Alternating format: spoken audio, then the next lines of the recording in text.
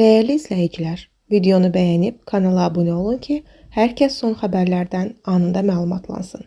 Bakıda fəhlə iş yoldaş tərəfindən qətlə yetirilib. Xəbər verilir ki, əslən Salyan rayonunun Xalac kəndindən olan 40 yaşlı Müzahir Xələfov Bakıda mübahisə zəminində iş yoldaş tərəfindən öldürülüb. Mərhumun 3 qız övladı olub.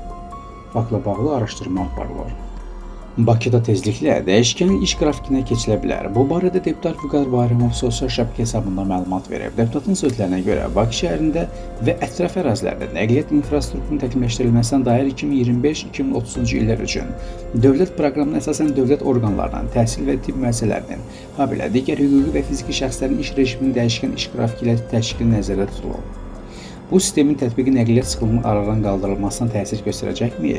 Layihənin uğurlu olması üçün əsas şərtlər nələrdir? Məsələ ilə bağlı nəqliyyat eksperti Elməttin Muradlı açıqlama verib ki, o bildirib, bu addım tıxacların qarşısını almaq üçün alınan ən effektiv üsullardan biridir. Bu məsələ 2 ildir ki, dövlət proqramında öz əksini tapıb. Hörmətli deputatımızın bu məsələyə toxunması yenilik ola bilər, amma mövzu olaraq yeni deyil. Məsələnin mahiyyəti ondan ibarətdir ki, dövlət qurumları bu sistem üzərində işləməlidirlər. İş qrafikinin dəyişdirilməsi hansı fəsadlara səbəb ola bilər, hansı üstünlükləri verə bilər, zərəri çox olar, yoxsa xeyri çox olar. Bütün bunlar ətraflı şəkildə araşdırılmalıdır. Dövlət proqramında da birbaşa yazılmayıb ki, bu məsələlərin hamısı dərhal həll olunsun. Ekspert şəhərdəki bütün real vəziyyətlərin qiymətləndirilməsinin vacib olduğunu vurğulayıb. Hansısa formada tənzimlənmə aparılmalıdır. Bunun üçün araşdırma və təhlil vacibdir.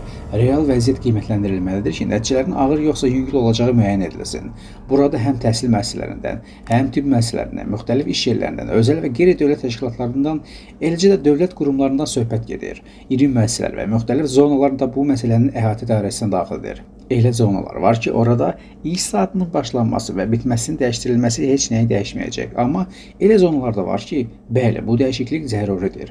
O baxımdan hər şey qərar icra edildikdən sonra bəlli olacaq.